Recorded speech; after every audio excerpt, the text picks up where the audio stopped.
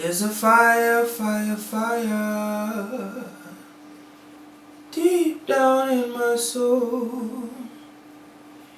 Ooh, there's a fire. Oh, there's a fire deep down in my soul. Deep down in my soul. Oh, there's a fire. Oh, there's a fire deep down in my soul.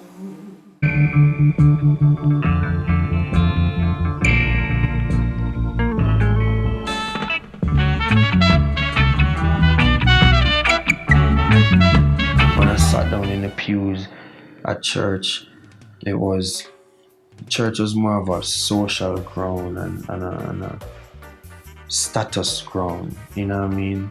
It was reserved parking spaces for the richer, you know what I mean? And then the poor man, even if you have to try to climb the banking outside to find a parking space, then you get that. It wasn't an equal ground, and isn't God and godliness and all of them things supposed to be like a togetherness? Support church supposed to be that, right?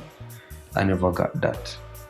And every single time I was on the road and I'd see a Rasta man or hear somebody speak about a Rasta man or, you know, come in contact with a Rasta man and have a conversation, it was always so different to me than any conversation that I ever have with anybody. You know what I mean? It was always so different. And just observing how upful them move and thing, and even just starting to read for myself and seeing what it is that God really expects of us as human beings and of stewards of this physical that we have now. You know what I mean? Rasta for a black man seemed very right for me at the time. You know what I mean? And it still does now. Because mind you, like I grew up, you know, hearing and seeing this image of God that was like it was a white man with some blue eye and some straight hair and all of that. They used to paste it up in children's quarters downstairs to a church. You know, and I always felt disconnected because I wondered, like, what does this man have to do with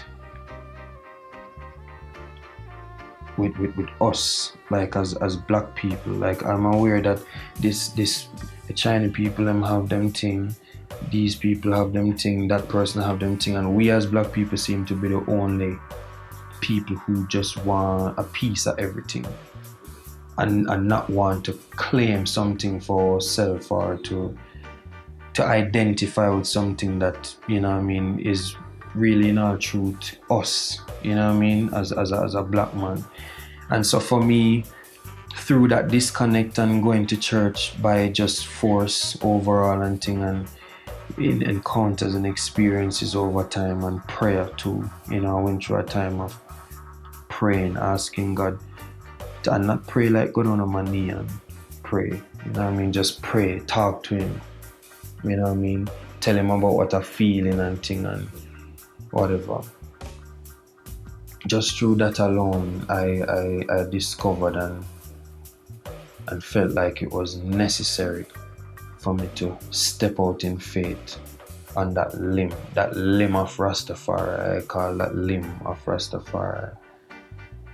Despite the persecution, because I don't know, persecution come in many ways. You know, nobody never spare me or stone me to death, but you know, yeah. And then one of the things that stuck out to me too, I started to, because out of everybody who I observe, Rasta was always that red dot. And God said, if it is that, you know, everything is this, you know, God is coming back for a peculiar people, and, you know, his people shall be cast aside and frowned upon. when I look among us today and everything that is happening, like the Rasta man is probably the most, it's like a double, like there are people who respect a Rasta man so much, but then like the overall, you know, the overall thing is a kind of look down on Rasta kind of situation. And that made me feel even a part of it even more. Thank you so much for watching I Never Knew TV. Please subscribe, comment, like, share.